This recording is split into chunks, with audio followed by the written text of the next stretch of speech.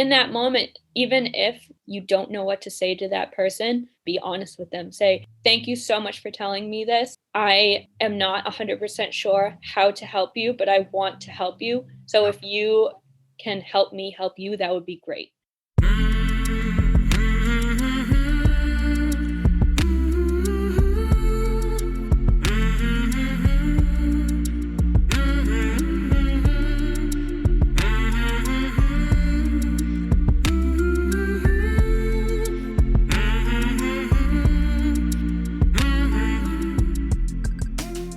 Hey there, my name is Sean, and this is Suicide Noted.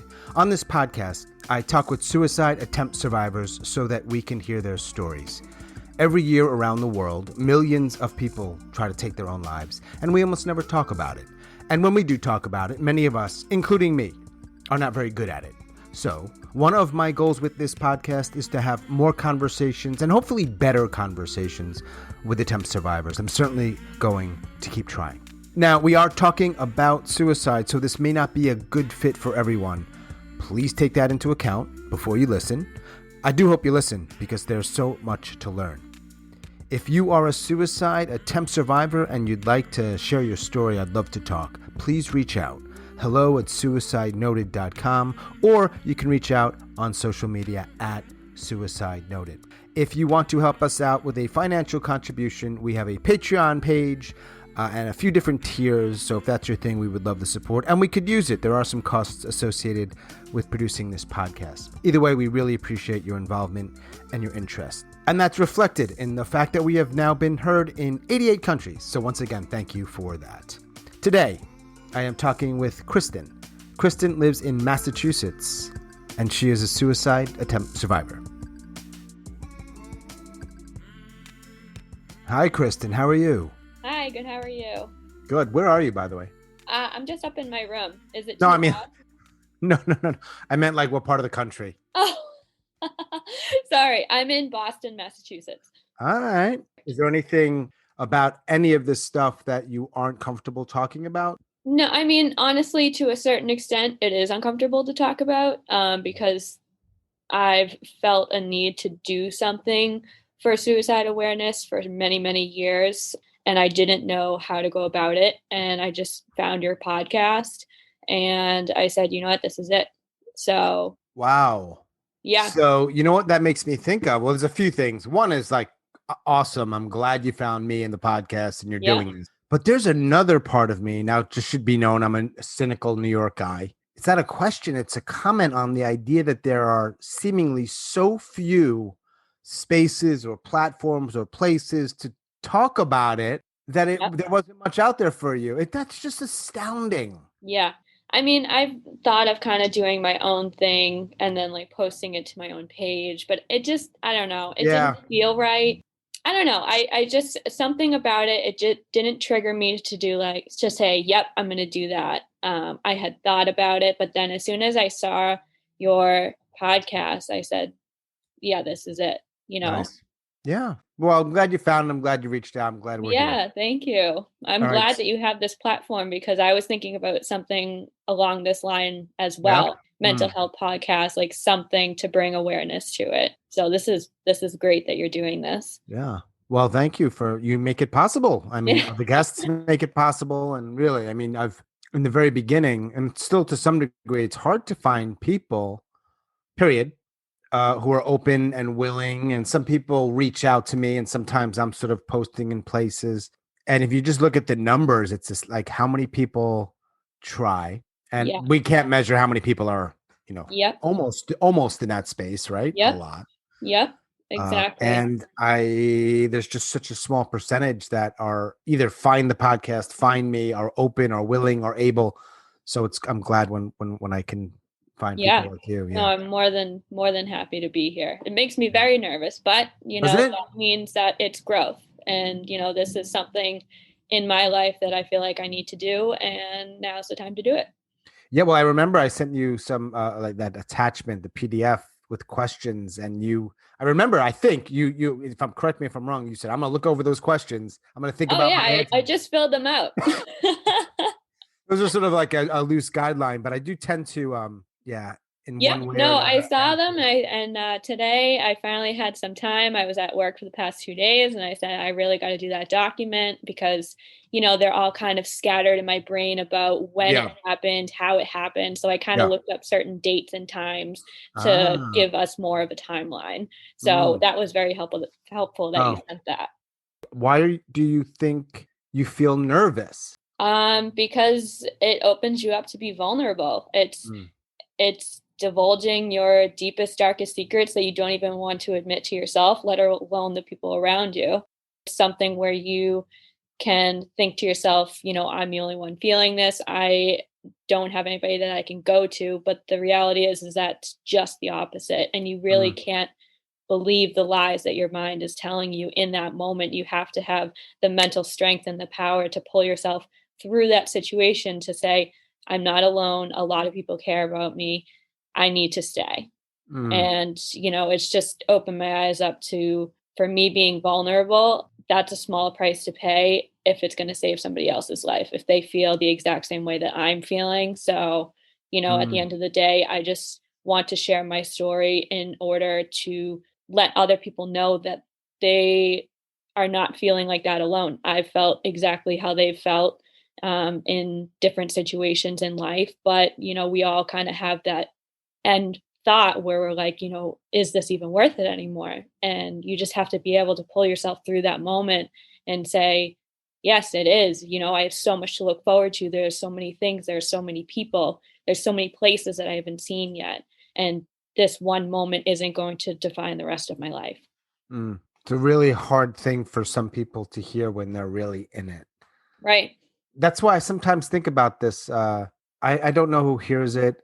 Typically, people don't give me feedback. They don't reach out and say, "Hey, it doesn't happen very much."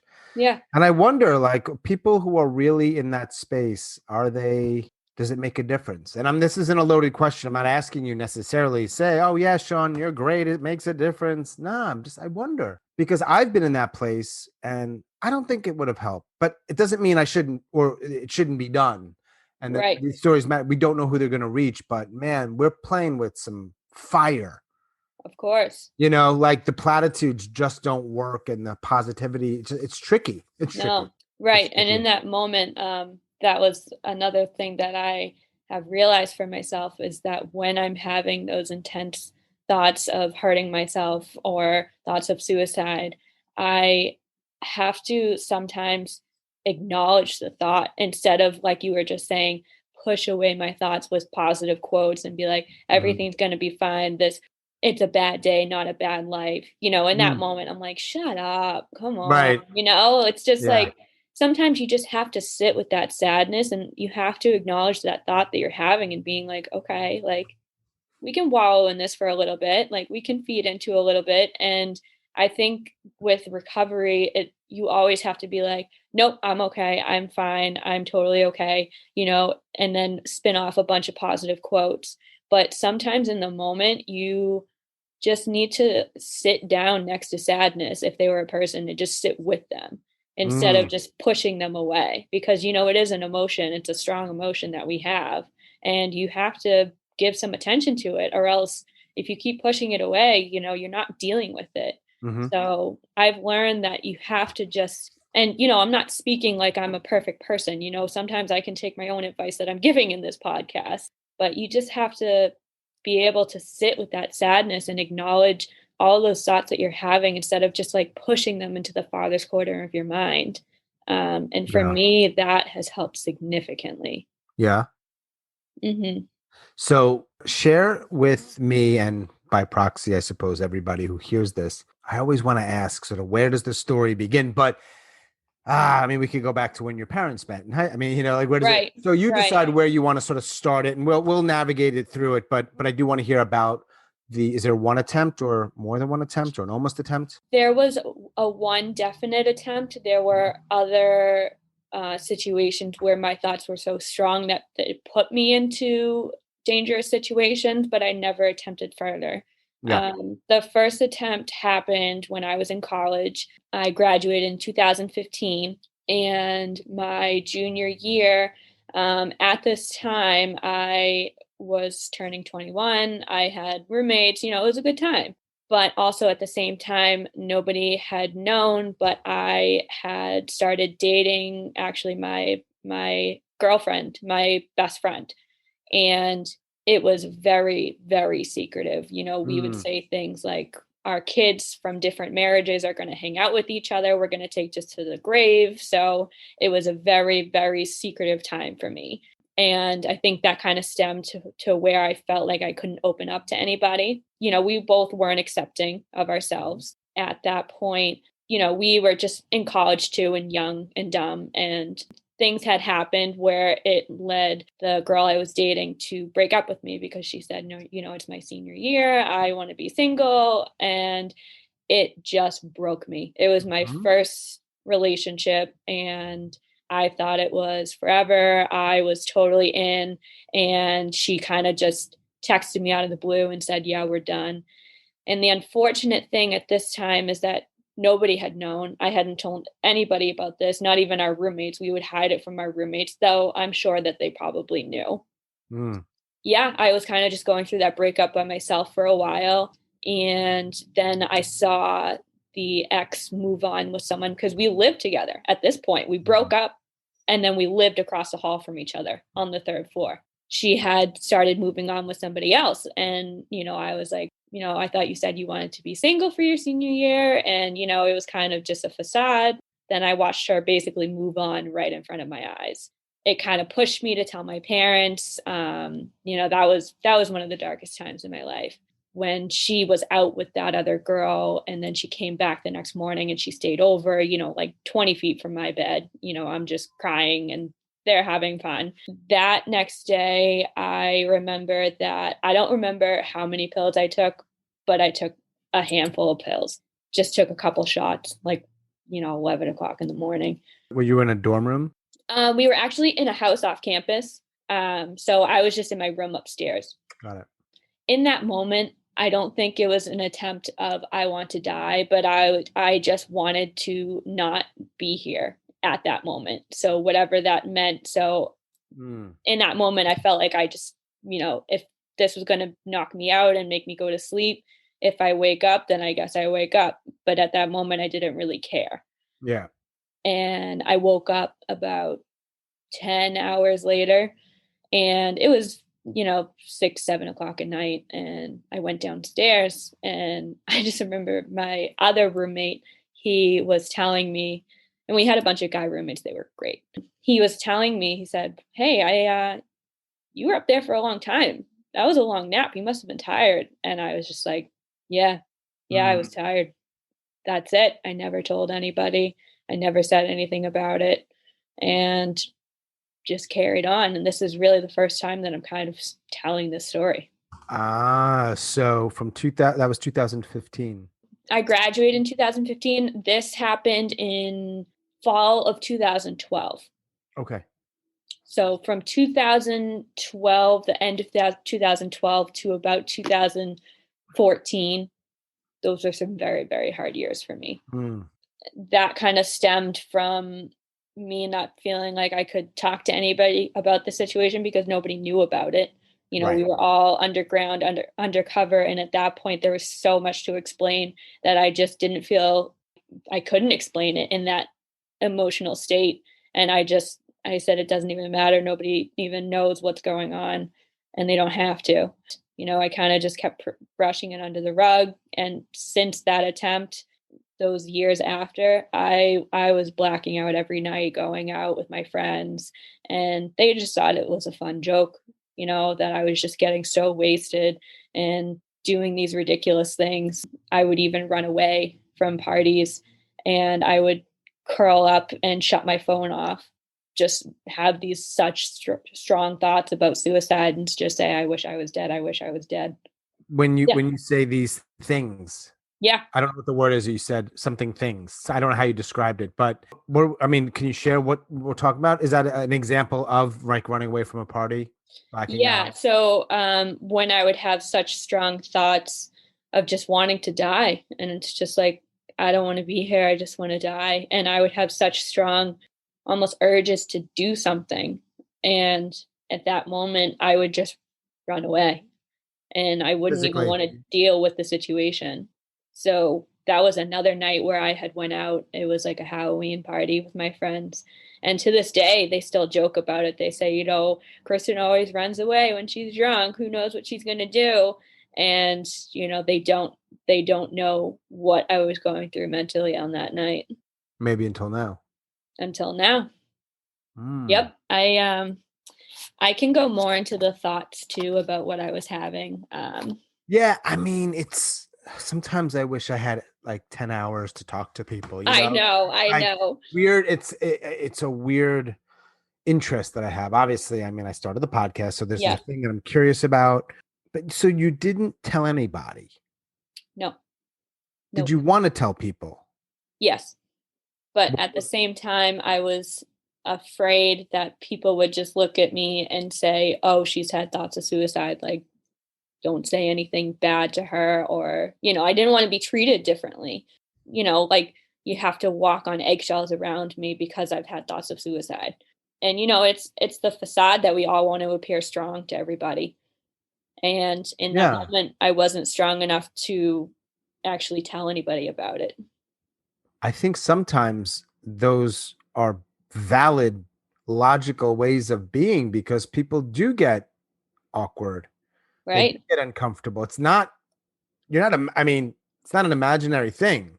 No. There's a reason why people don't talk about it. And that's certainly Right. what you said makes total sense to me. Yep. But man, it must have been really effing hard. Really, really hard. I actually wrote a poem about that night a few years ago. Oh, yeah?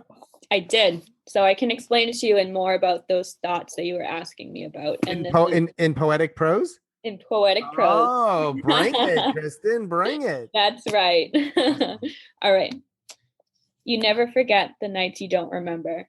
How funny it was that you ran away, but little did they know it was no grand adventure. It was a dark, twisted road of sitting in front of a parked car, hiding in the bushes, crouching fetal position, wishing you were dead, hoping that life was much more than this. Shut the phone off, thinking that you could just sit there forever, wondering if anyone was looking for you, wondering who cared. And an hour later, you come back to your senses and ran back to the party, saying that you almost got in trouble with a cop who saw that you fled. You snap back and blame your drunken foolishness, but it was far from a joke inside your head. Wow. When did you write that? That was a few years later. A lot of the poems that I wrote about this time in my life came a few years later, and I realized that I had a lot of unpacking to do about my emotions. Yeah. And the way that I expressed it was with my poetry. It was a lovely poem. Thank you. Now, when you say that you haven't told anybody up until this moment, does that include like mental health professionals? I've told mental health professionals, but I'm honestly on a journey to find the right therapist for me.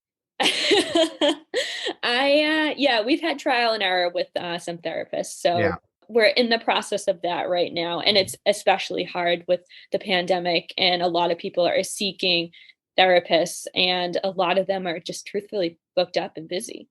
And some of them are bad. And some of them are really bad. And sometimes, more than anything, I think it's just not a good fit, right? Yes. And that's what happened with my last therapist. And, it was definitely not the right fit, to say the least. So in the early 10s, I guess that's what people say, you're in college. Yep. You have an attempt. Mm-hmm. Dark times. I know I don't mean to sort of summarize your life, but no, so I'm clear. No. Dark times, and you're not talking about it to anybody. Yep. And you're doing some things like drinking a lot, blacking out. Mm-hmm. This particular thing where you run away from parties. Yeah. Or gatherings, and your friends are completely unaware. Yeah, they just thought it was funny, and I was just so drunk that I was like, woo, oh, la, la, la. But it was very far from that. Now, I'm not in any way calling out any of your friends, but did anybody ever, like your roommate mentioned something, you'd said something about, hey, that was a long nap. Yes. Did anybody, hey, Kristyn, what you're doing, doesn't add up, or what's up? Like, seriously, did that conversation happen? Honestly, no, and I can't blame them for it because I'm even told today, even at my job, sometimes people say, "Oh, you come off so confident, and you come off with a lot of power and strength." And I'm like, "You don't even know what's going on inside this brain because it is far from that." So I think the affect that I give off Mm-hmm. is far from what I was thinking at the time. I was a very and at this, you have to remember that relationship with that ex-girlfriend. I'm Yeah. a pro hider at this point. So Professional. professional. Could write a book Yeah, or a exactly. poem, or more poems on So many poems. how to hide. What would the title? What are a few good titles? What would we call that book? It would be something about like the confidence facade. Uh-huh. Maybe something like that. Yeah. Con Yeah. facade. All right. So now, alternatively, not alternatively, but I'm thinking, all right, this is going on in Kristyn's college life. She has friends. So you can make those connections, right?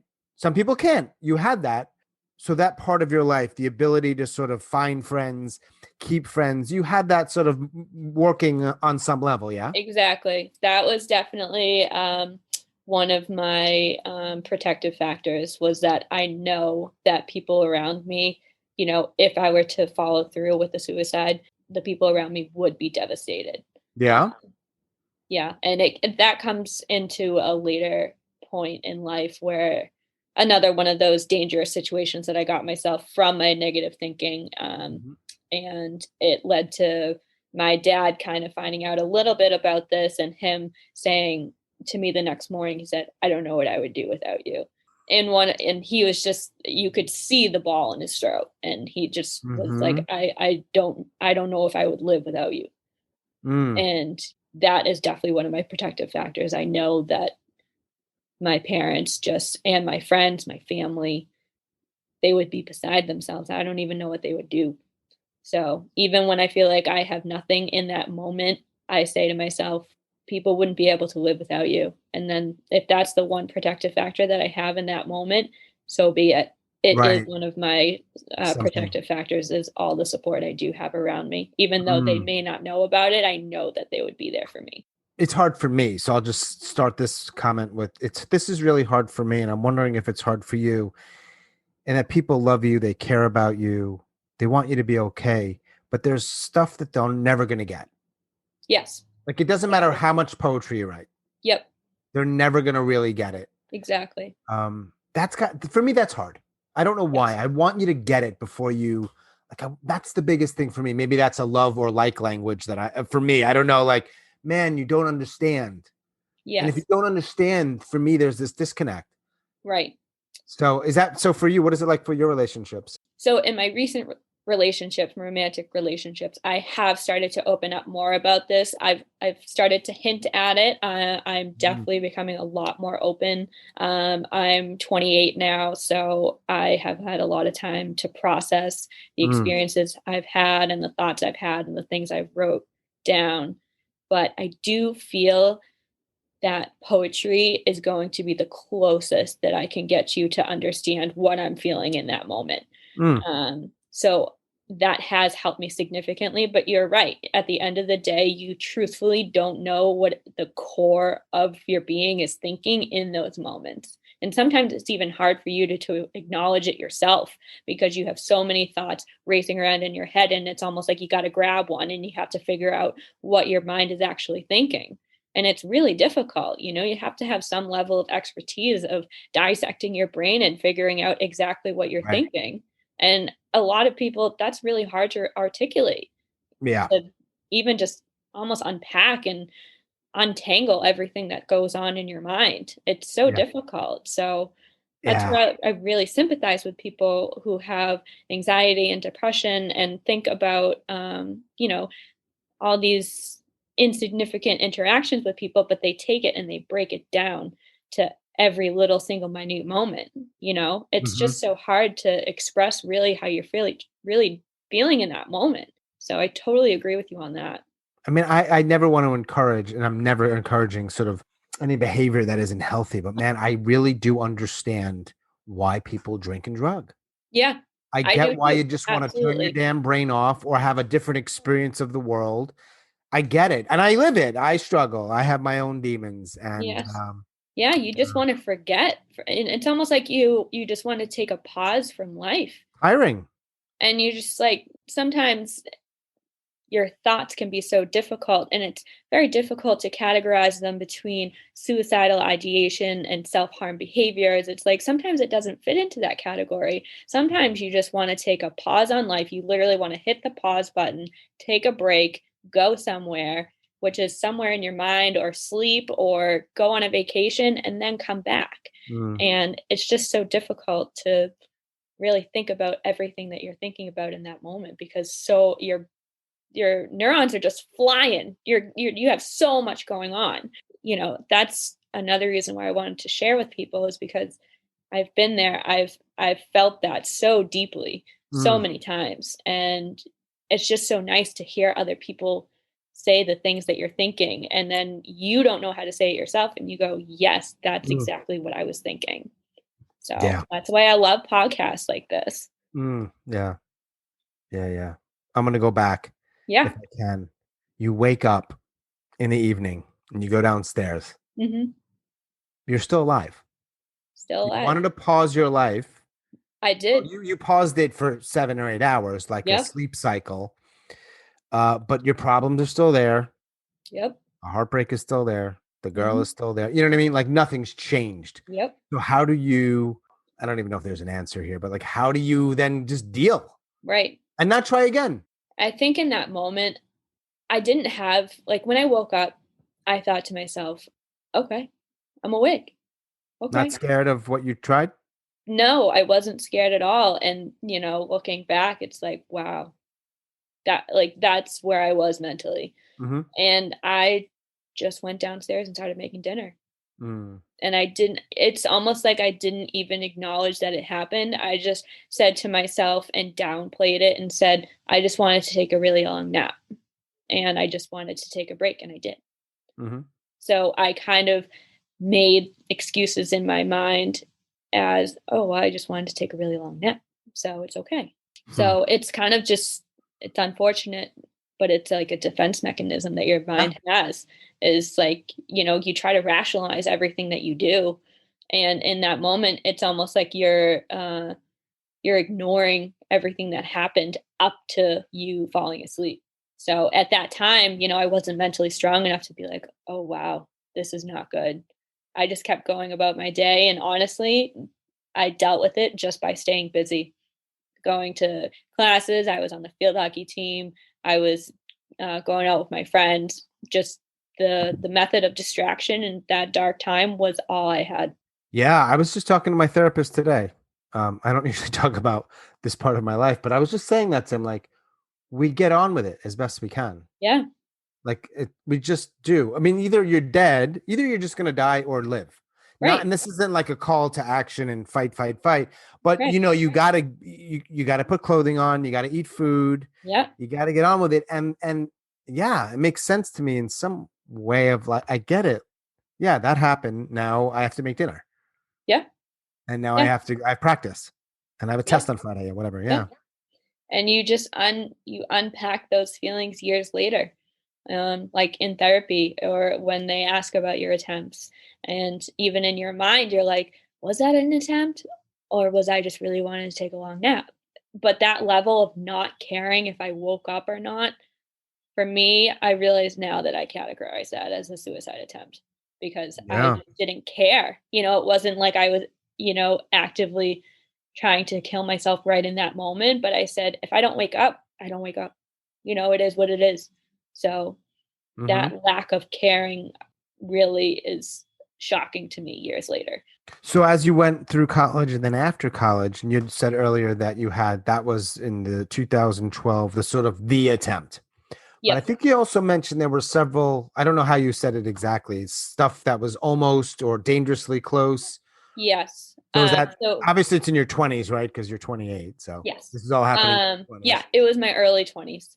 I had mentioned that they were such strong suicidal, self-harm thoughts that I would put myself in dangerous situations, because truthfully in that moment, I almost felt like I deserved that situation that I put myself in. But I would almost like lead myself to the water, but then I just, I wouldn't jump in. Like, it's metaphorically speaking. I never had led myself to water, but you're a poet, Kristyn. You're always making. I am. I guess I am. But there was one circumstance where I'm kind of referencing now, and I haven't talked about it yet, but this was actually a little bit more recent in 2018. And I had such strong thoughts, and they really get heightened when I drink. And I had just been out in Boston with my friends, and something very insignificant had triggered me to the point where I again ran away. I ran out of the bar, and I just When you say run away, are you literally running? Walking very fast. Okay. To the point where I'm crying, walking down the street. Everyone's asking me, "Are you okay? Are you okay?" And I just kept walking. Dangerous, Kristyn. Very dangerous. I admit this. I listen to a few too many true crime podcasts. You hear these stories, of like, she just walked out of the bar and no one ever saw her again. Yep. You're very vulnerable in that situation. Very, very vulnerable. Right. And it's me saying, I deserve to be in this situation. I deserve it. It's just like that constant negative thought process going on over in a loop over and over and over in your head. It just drives you to keep going. So my friend, she is so great, so wonderful. I'm actually seeing her tonight. Oh, cool. And she had my location on my phone, and I had my phone on me. And she ran out of the bar. She saw me run out, and she was able to track me and find me. And in that moment, I was still just in such a negative mindset that when she found me, I ran without my phone, and I kept going, and I got lost in Boston. At some point I had realized, I fucked up. This is not safe. The rational part of me that wanted to save myself was like, whoa, no, this is too much. You need to figure out, you got to get home. Truthfully, that whole night, I was just trying to figure out where I was. I did not know where I was. I didn't recognize any of the streets. It was the middle of December, and it was freezing. I had this like little leather coat on, nothing significant, to the point where I'm running in hotel lobbies and trying to sit in there for warmth. And then they're like, you can't stay here. It was truthfully one of the darkest nights of my life. You look back, you're like, wow. Yeah. Yep. At this point, I remember I ran into a convenience store, and I saw one of the keynote tickets in the back, and you the pen and everything, and you fill it out. And I just remember writing on that keynote ticket, and I didn't even fill it out. I just wrote, "You are loved." And that's all I wrote, and I left. And because in that moment, I was more into the survival mode, like, okay, I got to get home. Whoever needs this message, they need it. You were saying earlier about like, is it a suicide? Was that a suicide attempt? These are really sometimes hard to gauge or measure. Like if you went to a bridge and jumped, we can pretty much say, yeah, that was right. That's a suicide attempt. But like if you had gotten killed that night, or you got would that be a suicide attempt? Probably not. But probably not. We could argue. We could say, I don't know, maybe, right? Like that's not somebody who. In that moment, I don't know. I'm not trying. It would just be, honestly, it would be one of those situations where it would be unknown.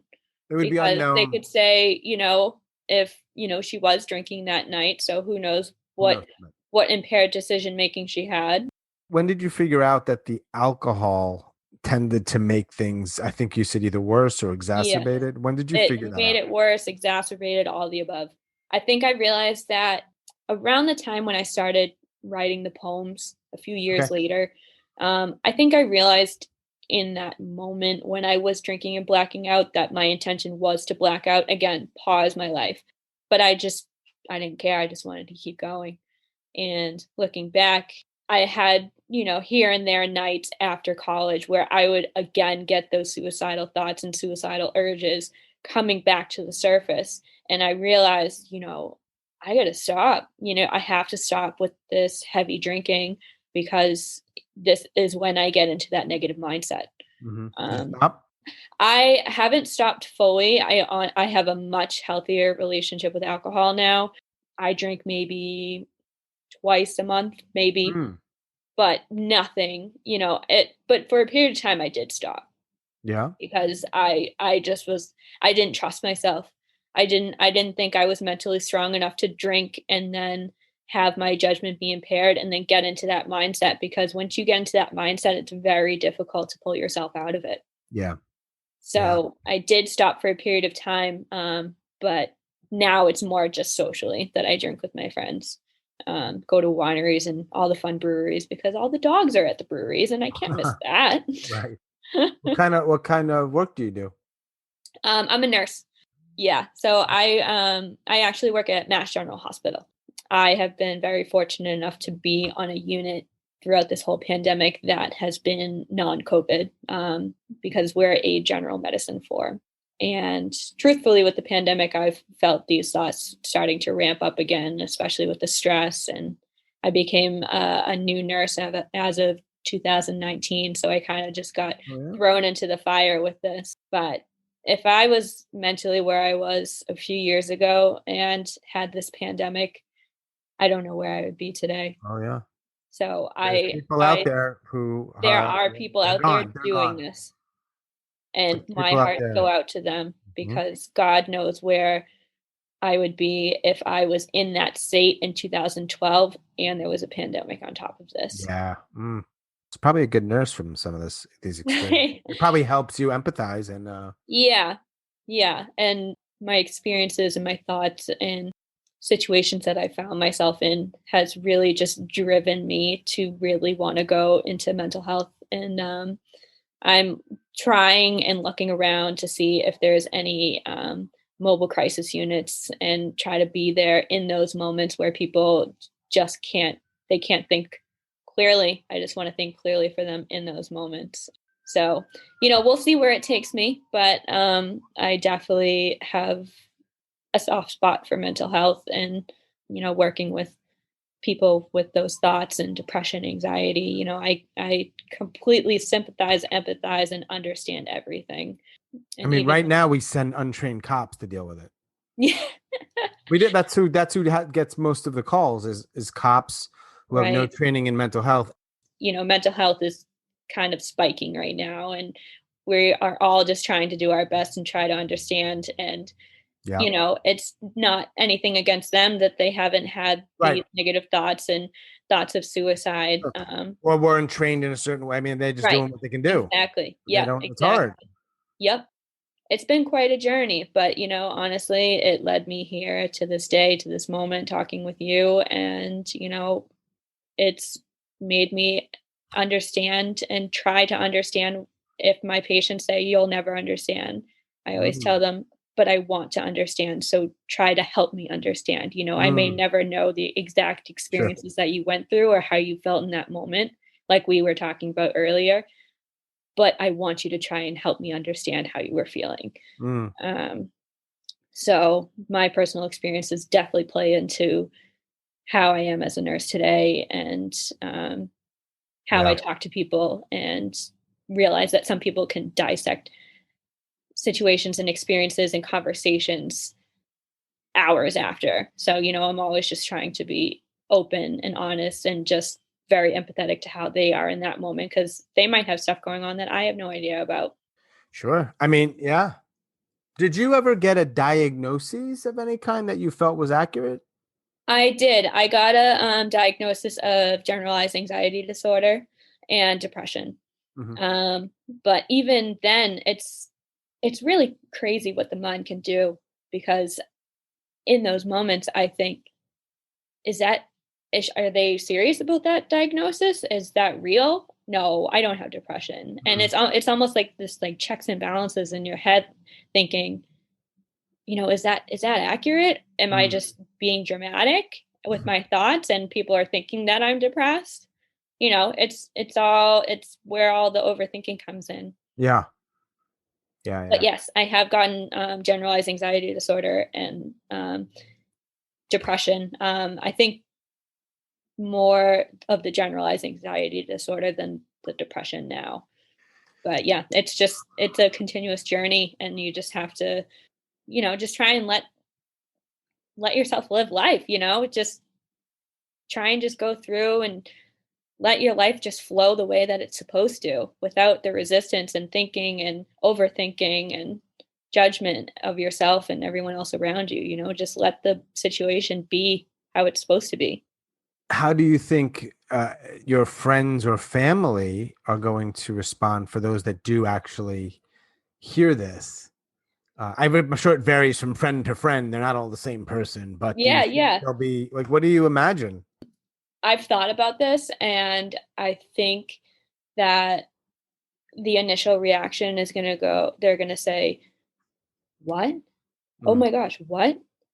The people who are closest to me will probably say, "We had a feeling." A couple people, we struggled mentally together and we'll text each other back and forth. So for people like that in my life, they'll say, "Okay, this kind of makes sense." mm-hmm. But for those that I'm, not very close with, and, my coworkers or friends that I see every few months or so, they're probably going to hear this and just think, no way. Yeah. Because again, I am that professional hider of everything, and I will always put on a facade. And, you can't tell if I was crying 10 minutes ago, and I'll be laughing and smiling 20 minutes later. Yeah.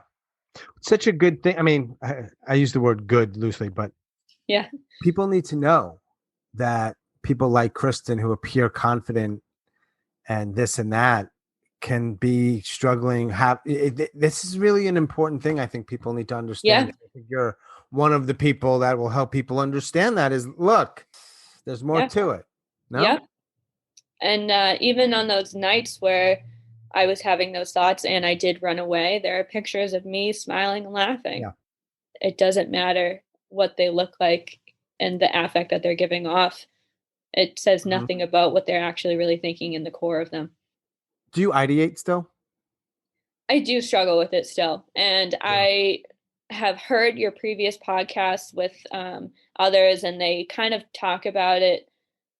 This happened so long ago. I'm good now. I used to be a mental health counselor on a child psychiatric unit. And something I would always tell the kids is, we're never going to get rid of the thoughts that you have. We're just going to give you the tools to be able to deal with those thoughts and the strength to be able to acknowledge them and dismiss them and continue going about your day and, living the life that you really want to live. Mm-hmm.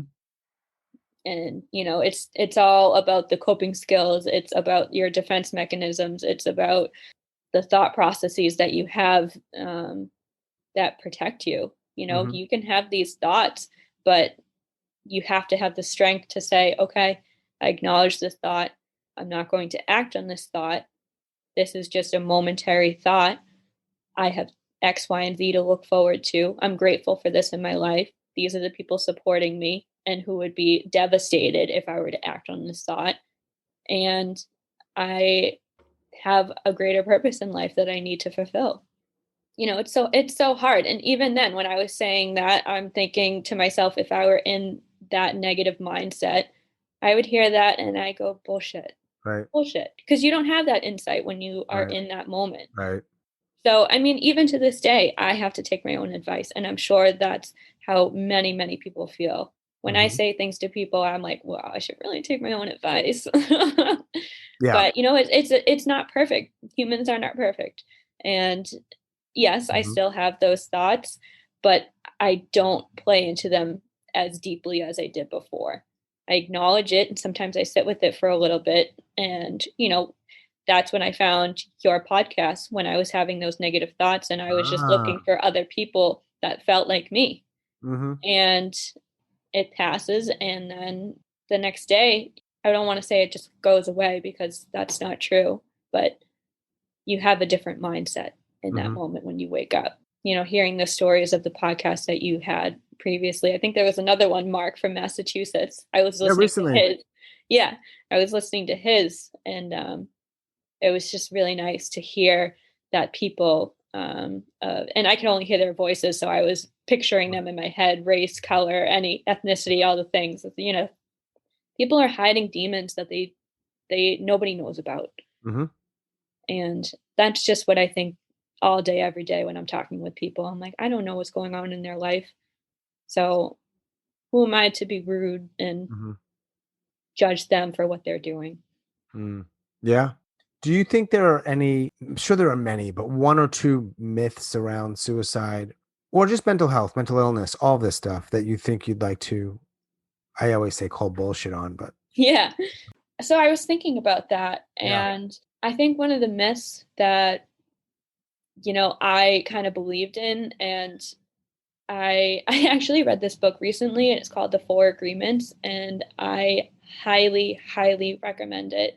It was recommended by my personal trainer that I go to. She's phenomenal. Mm-hmm. So I read the book, and the first agreement is that you can change the agreements in your head. So you're the judge, and we kind of have these agreements in our head that we just go along with. And it's like who's following these rules? It's just Mm-hmm. you.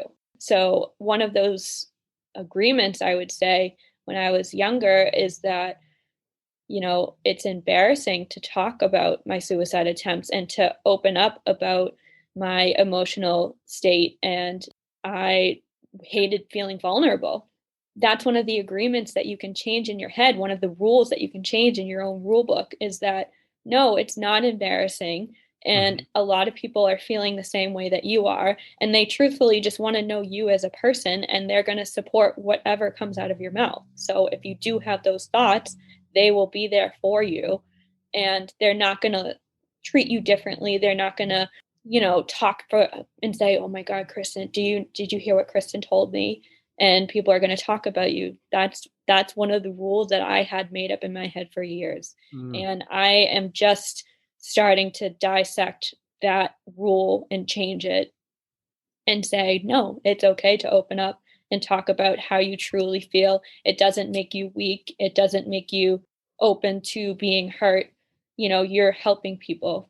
So, yeah, I'd say one of the myths is don't be embarrassed to share your thoughts of suicide. And it's okay to open yourself up to be vulnerable. We don't have to be strong all the time, because it's just this unspoken agreement that we all just want to act strong around each other. But the reality is, we're humans, we're not perfect, and we're going to have off days.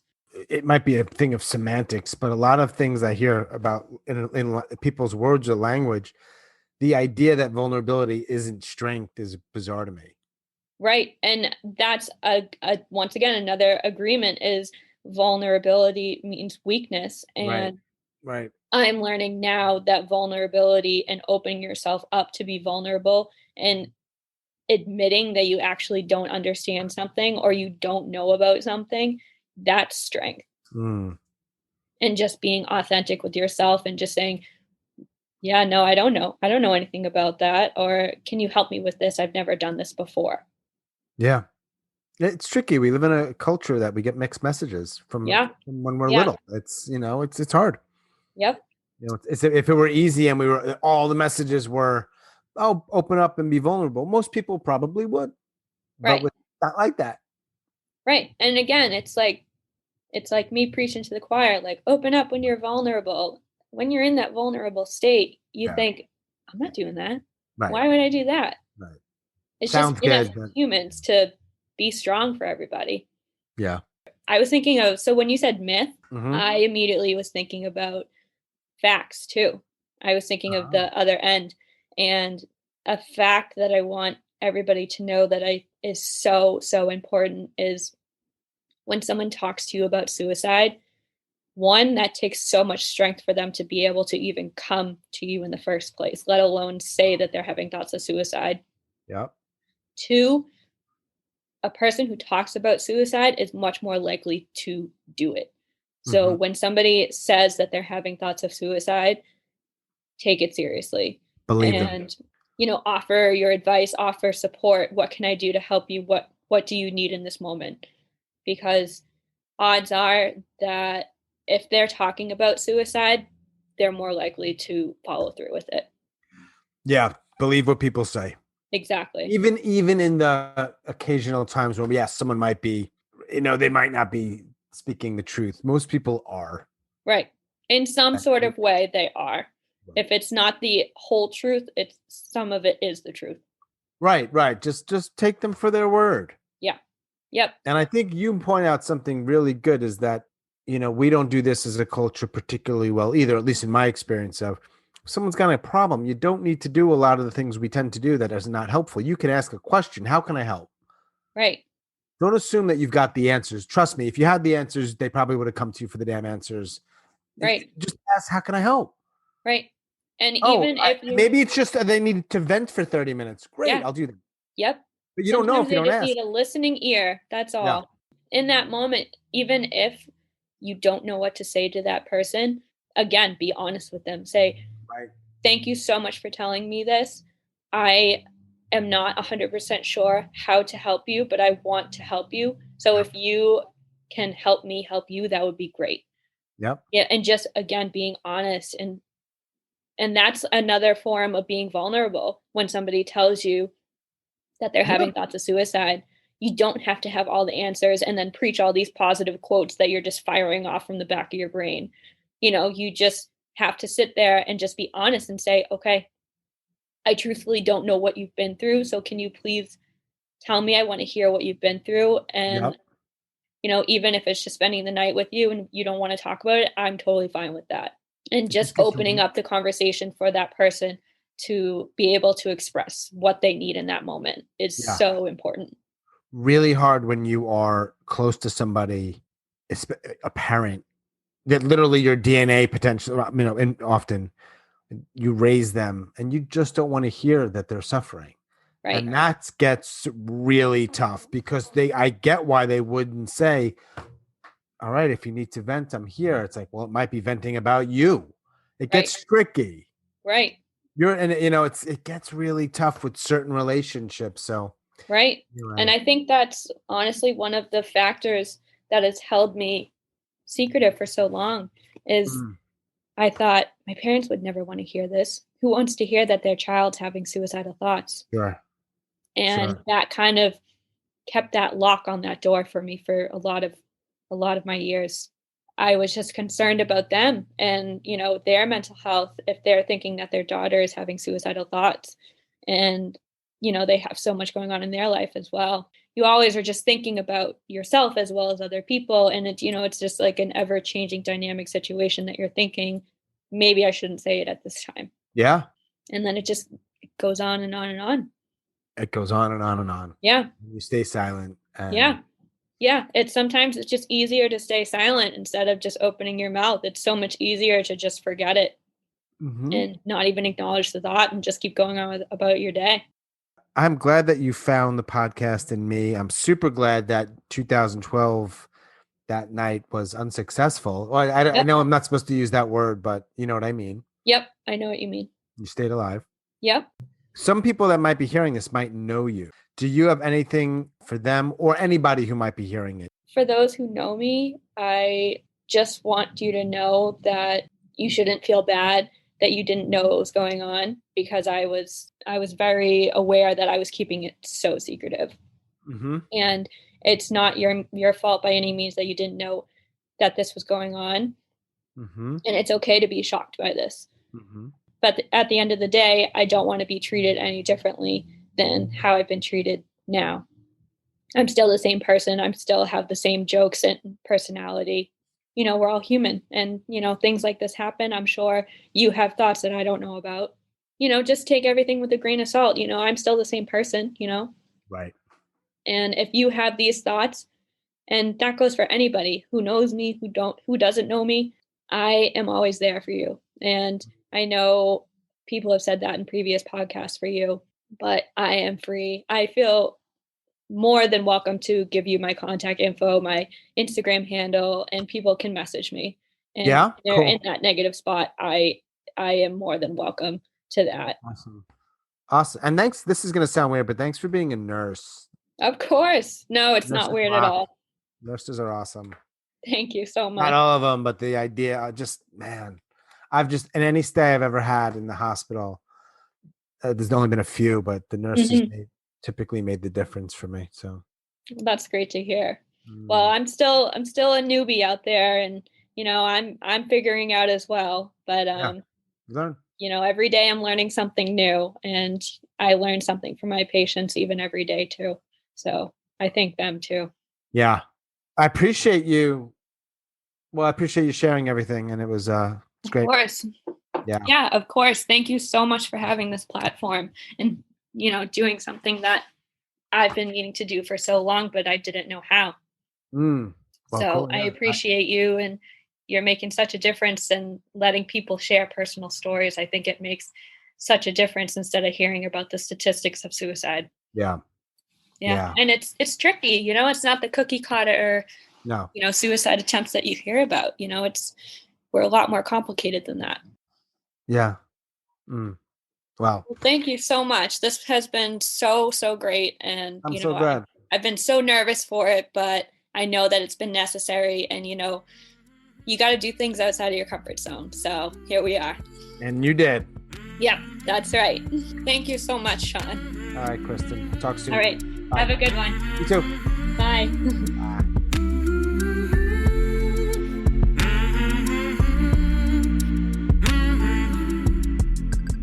As always, thanks so much for listening and all of your support. And special thanks to Kristyn up in Massachusetts. If you are a suicide attempt survivor and you'd like to talk, please reach out. hello@suicidenoted.com or on social media @suicidenoted. Remember, if you listen on Apple, please help us out by rating or reviewing this podcast. It really does help. That's all for episode number 49. Stay strong. Do the very best you can. I'll talk to you soon.